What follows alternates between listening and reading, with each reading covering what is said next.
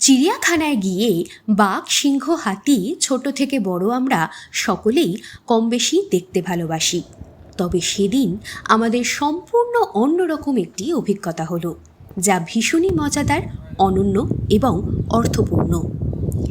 ৩,৬০০টিরও বেশি প্রাণী এবং ২৫০টি প্রজাতির আবাসস্থল অডুবন অ্যাকোয়ারিয়াম। সমুদ্র ঠিক যতটা গভীর ততটাই রহস্যপূর্ণ।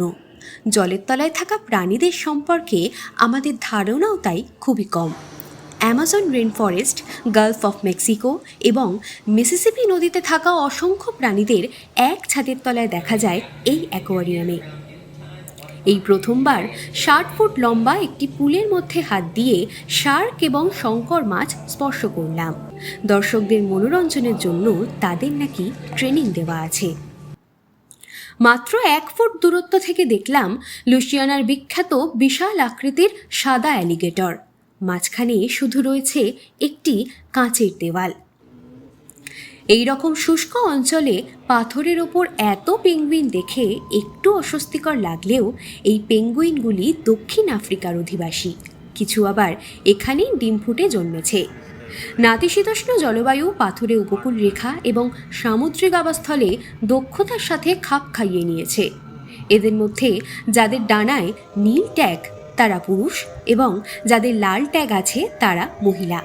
প্রায় ২ ডজন পেঙ্গুইন এই অ্যাকোয়ারিয়ামে আছে।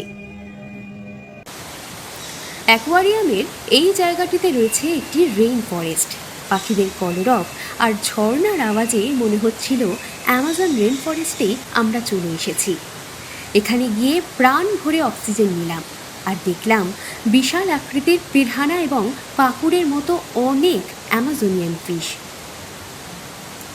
অডুবন অ্যাকোয়ারিয়ামের সব থেকে আকর্ষণীয় জায়গা হলো এই গ্রেট মায়া রিফ।